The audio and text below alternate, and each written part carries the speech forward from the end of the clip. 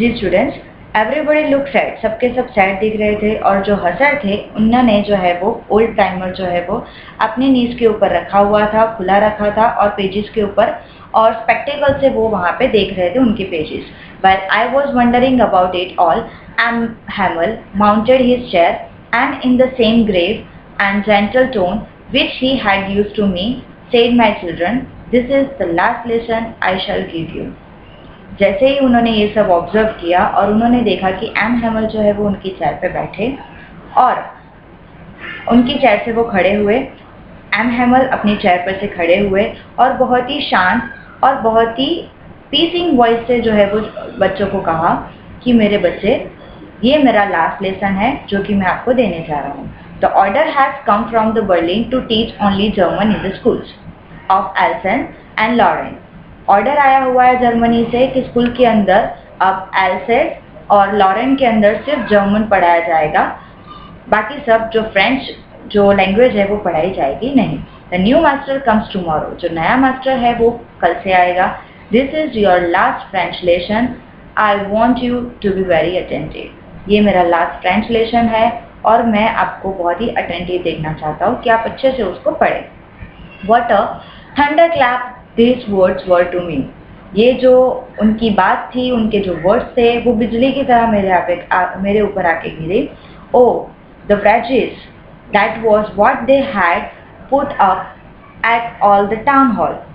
ये बात थी कि जो पूरे के पूरे टाउन हॉल में जो फैली हुई थी और उसी की वजह से लोग क्राउड करके खड़े हैं और सबके सब सैड है। My last lesson, why I hardly knew how to write, I should never learn anymore. I must stop there. Then, oh, how sorry I was for not learning my lessons, for seeking vortex or going sliding on the sap.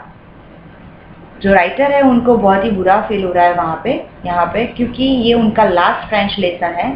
अभी तक तो उन्होंने लिखना भी नहीं सीखा है, वो कुछ लर्न भी नहीं किया है, वो हमेशा कुछ भी लर्न नहीं करते थे। उनको लर्न करना, लेसन्स लर्न करना अच्छा नहीं लगता था, उनको वर्ड्स के एक्स जो है वो गिनना अच्छा लगता था, स्लाइडिंग करना अच्छा लगता था। My books that had seem such a nuisance a while ago, और उनकी बुक्स जो है वो उनको बहुत ही न्यूसेंस लगती थी। So heavy to carry my grammar and my history of the saints वो old friends now that I couldn't give up.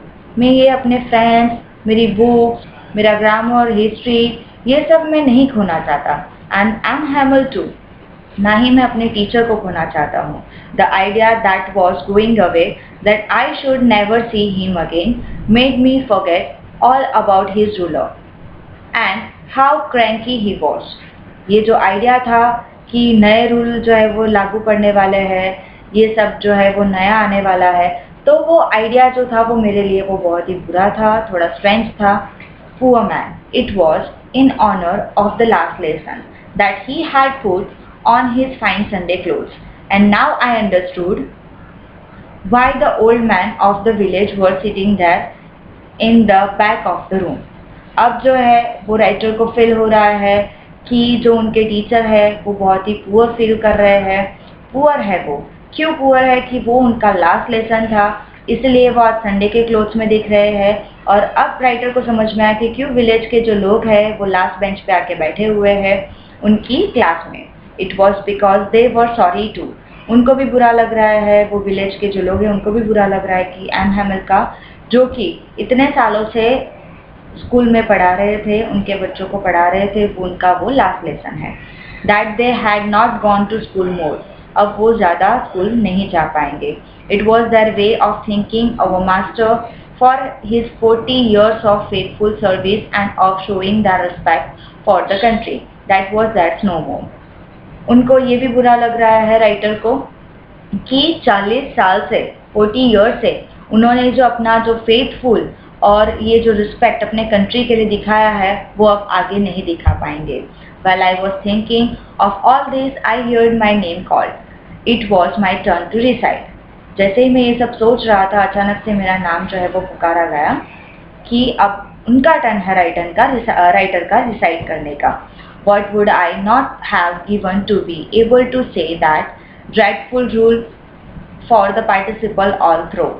Very loud and clear without one mistake. उनको बोला गया कि उनको जो है वो पार्टिसिपल के जो रूल है वो ज़ोर से बोलना है, क्लियरली बोलना है, विदाउट एनी मिस्टेक बोलना है। But I got mix up on the first word and stood that. मैं पहले ही वर्ड पे जो है वो गलती कर बैठा और वहाँ के वहाँ खड़ा रह गया। होल्डिंग ऑन माई डेस्क, उन्होंने अपनी डेस्क को पकड़ के रखा है। My heart beating and not daring to look up, उनका हार्ट जो है वो ज़्यादा फास्ट बीट कर रहा है और वो जो है ऊपर नहीं देख पा रहे क्योंकि वो डर रहे हैं। I heard my mister M Hamel say to me, I won't scold you little friends, you must feel bad enough. मैं तुम्हें आज नहीं डांटूंगा फ्रेंड्स, क्योंकि मुझे बुरा लग रहा है। See how it is, every day we have said to ourselves, bah, I have plenty of a time, I will learn it tomorrow, and now you see where we have come out. हमेशा हम जब भी learn करने बैठते हैं हमें यही लगता है कि हमारे पास तो बहुत ज़्यादा टाइम है, हम कल लर्न कर लेंगे, लेकिन आज पता चला कि हमारे पास टाइम ही नहीं है। That's the great trouble with Alice. She puts off learning till tomorrow.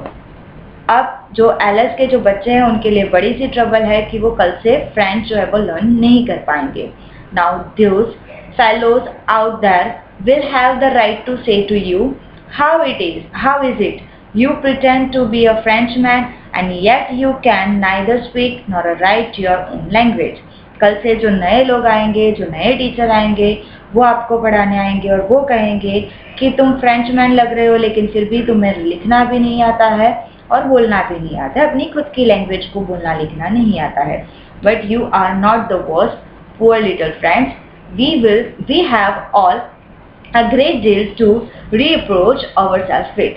लेकिन तुम्हें चिंता करने की ज़रूरत नहीं है, तुम अच्छे से उसको डील कर पाओगे। Your parents were not anxious enough to have you learn, और तुम्हारे जो पेरेंट्स हैं वो अब ज़्यादा चिंता में नहीं रहेंगे कि तुम्हें कितना लर्न करना है। They prefer to put you to work on a farm or the mills, और वो तुम्हें जो है वो या तो फार्म में काम करवाएंगे या तो मिल्स पे काम करवाएंगे। So as to have a little more money, क्योंकि तुम्हें ज़्यादा पैसे, वो उनको जो है वो ज़्यादा पैसे कमा सके। And I have been to blamed also, मुझे भी ब्लेम मिलेगा कि have I not often sent you to water my flowers instead of learning your lessons, मुझे भी ब्लेम मारा जाएगा कि मैंने जो है वो तुम्हें पढ़ने की जगह फ्लावर्स में पानी डालने के लिए भेजा। And when I wanted to go fishing did I not just give you a holiday, और जब भी मुझे फिशिंग करनी थी तब मैंने तुम्हें हॉलीडे क्यों दी। Then from one thing to the another, बहुत सारी ऐसी चीज़ें हैं। M Hamel went on to talk of the French language, वो फ्रेंच लैंग्वेज में बोले जा रहे हैं, saying that it was the most beautiful language in the world. M Hamel का मानना है कि जो फ्रेंच लैंग्वेज है, उनकी जो खुद की लैंग्वेज है, वो वर्ल्ड में बहुत ही ब्यूटीफुल है। यहाँ पे आप जो है वो फ्रांस का मैप जो है वो ऑब्जर्व कर सकते हो कि किस तरह से फ्रांस का जो दो डिस्ट्रिक्ट है वो जर्मनी के हाथ में जा रहा है। देखो, these are the two districts, ठीक है, okay. I should go further. The clear is the most logical that we must guard it among us and never forget it. जो कि ये जो लैंग्वेज है बहुत ही क्लियर है, लॉजिकल भी है और हम उसको कभी भी नहीं भूल पाएंगे।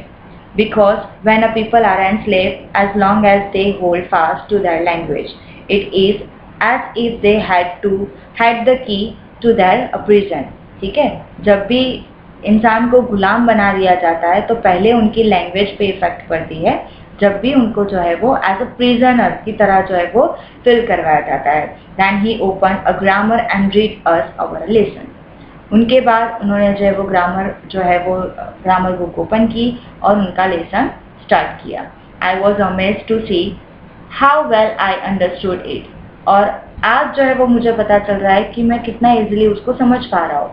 All he said seemed so easy, I think too, that I had never listened so carefully.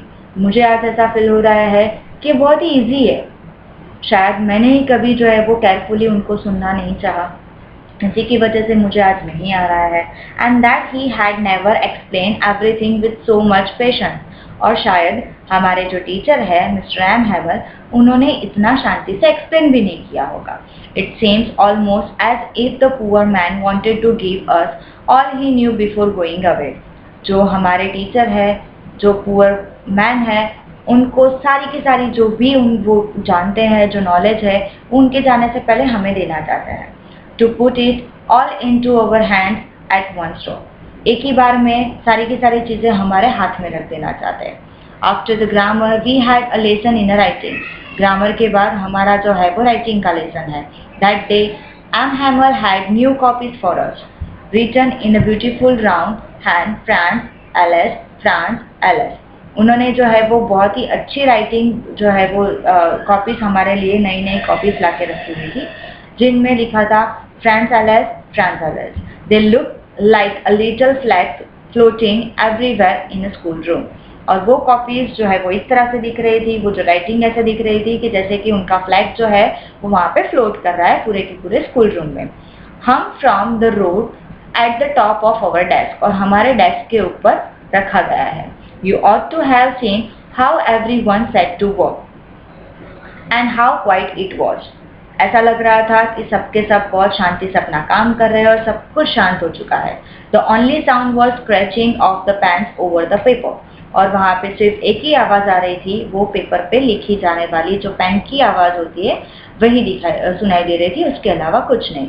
Once some beetles flew in, but nobody paid any attention to them. Not even the littlest one, who walked right on tracing their fish hooks as if that was a French tour.